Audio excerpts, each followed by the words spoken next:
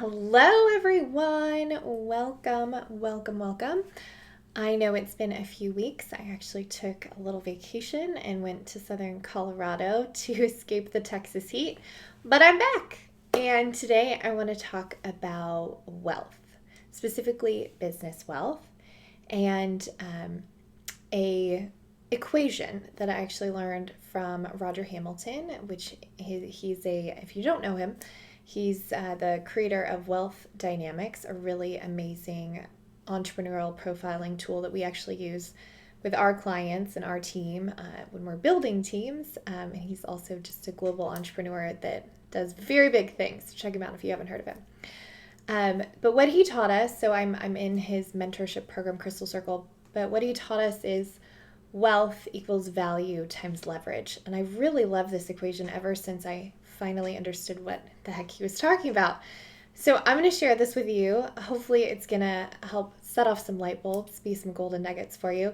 Before I dive into the equation though, I want to talk about an individual, a team, and an enterprise and what those three things have to do with this equation. So first of all, when you look at individuals, so whether it's you working in a team or yourself in your business, the responsibility of an individual is to add value to the team it serves to leverage the other team members effectively. Now, when you move on to team, the primary responsibility of a team is to add value to the enterprise it serves and to leverage the value of other teams effectively.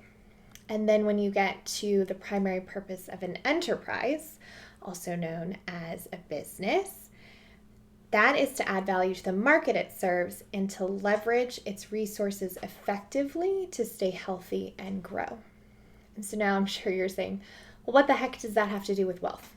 So again, if you remember the equation, wealth equals value times leverage, this is where the magic happens. So value, the way that you measure value is through trust. Buckle up. The outcome that you get from trust is revenue. Then when you look at leverage, the measure you use for that is flow. And the outcome you get from flow is my favorite thing, profit. So when you look at your business, sustainable value is created by measuring and managing trust. Sustainable leverage is created by measuring and managing flow. So when you look at that equation, wealth equals value times leverage. Think of it this way.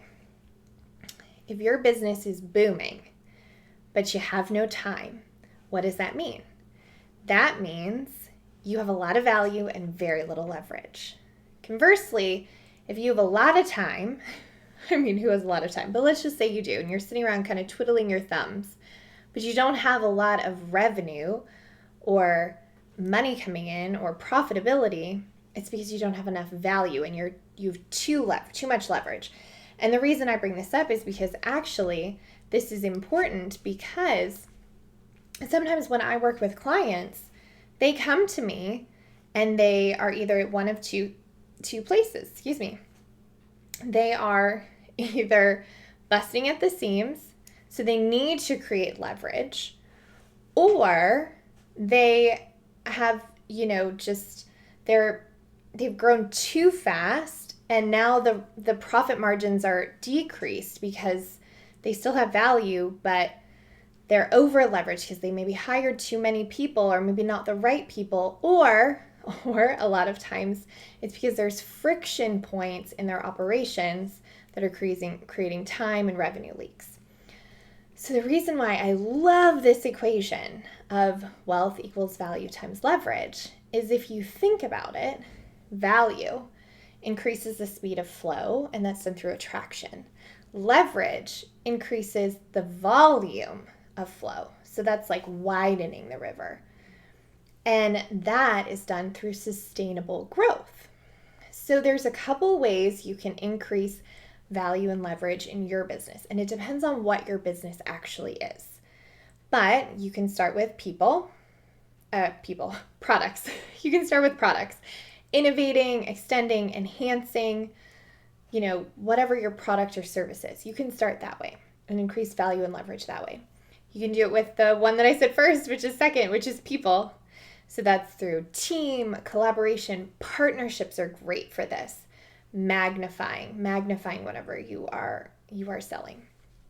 Services is the third. So this is adding, extending, enhancing. One of my very favorite ways to increase profitability is actually back of house offers. When you've already have clients that are irrationally loyal to quote Deb Gabor,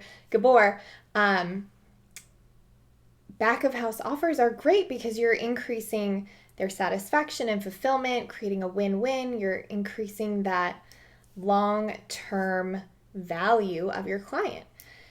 And the fourth one, I can count, I swear, is actually a lot of the work that we do with leveraging, which is automation. Oh my goodness, I need more coffee. Automation, systematization, standardization, multiplication. So system and processes.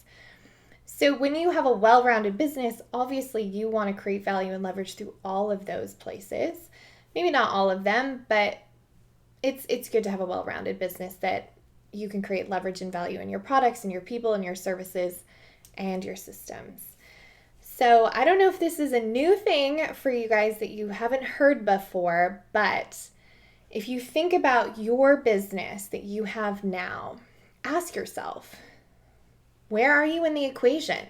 Are you like Goldilocks? Do you have just the right amount of value and leverage that's creating your wealth? Or are you a little high in one and a little low in the other, vice versa? I mean, it's October, so we've got, 90 days till the end of the year? I don't exactly know, maybe 80 something.